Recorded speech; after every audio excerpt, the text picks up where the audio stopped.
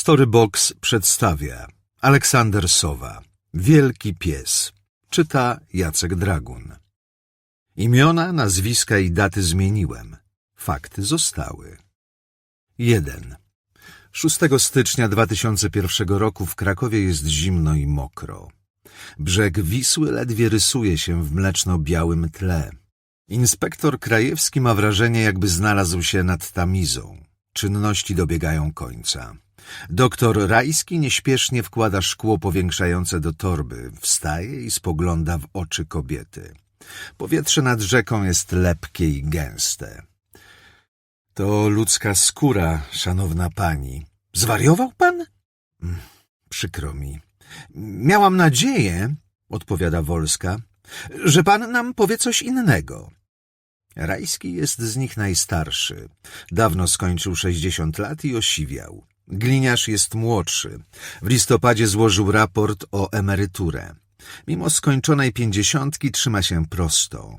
Jest wysoki i szczupły, a siwizna dodaje zastępcy naczelnika Wydziału Kryminalnego Małopolskiej Komendy Wojewódzkiej Policji uroku. A pan? Wolska zwraca się do Krajewskiego. Krajewski odrywa wzrok od Wisły przelewającej brudne wody przez próg wodny. Spogląda na lekarza, zaciąga się i kaszle. Co pan na to? Jakieś pomysły? Chyba nie sądzi pani, że to zwykłe utonięcie. Detektyw spogląda na kobietę w drogim płaszczu i rękawiczkach z cielęcej skóry. Jaruzelskiego przeżyłem, Gierka, Rakowskiego, Lecha, a teraz Kwaśniewskiego. Byłem pewien, że już wszystko widziałem. Więc co to jest pana zdaniem? Pani tego nie widzi? Pyta Krajewski. Chce pan coś jeszcze dodać? Nie? To dobrze, że się rozumiemy. Kiedy my się zupełnie nie rozumiemy.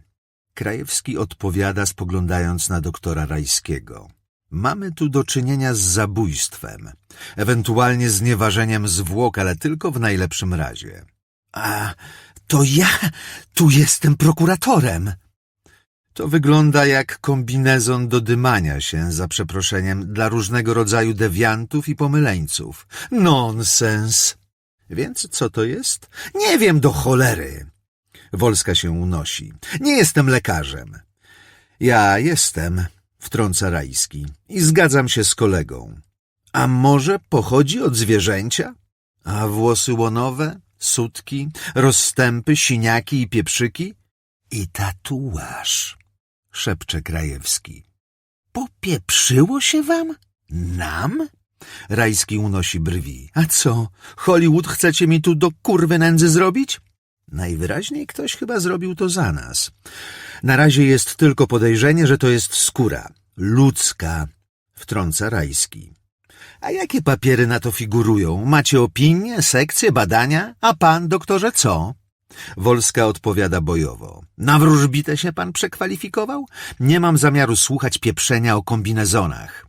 Kobieta w szpilkach mówi tonem nieznoszącym sprzeciwu. Jesteśmy w pracy. Nie w jakimś kinie do kurwy nędzy. Panowie, no, dajcie żyć! Z nisko zawieszonych, ciężkich chmur zaczyna siąpić drobny, przenikliwy deszcz. Technik przy znalezisku błyska fleszem. Obcesowa i protekcjonalna nuta nienagannie ubranej i młodszej o połowę od obu mężczyzn kobiety brzmi groteskowo.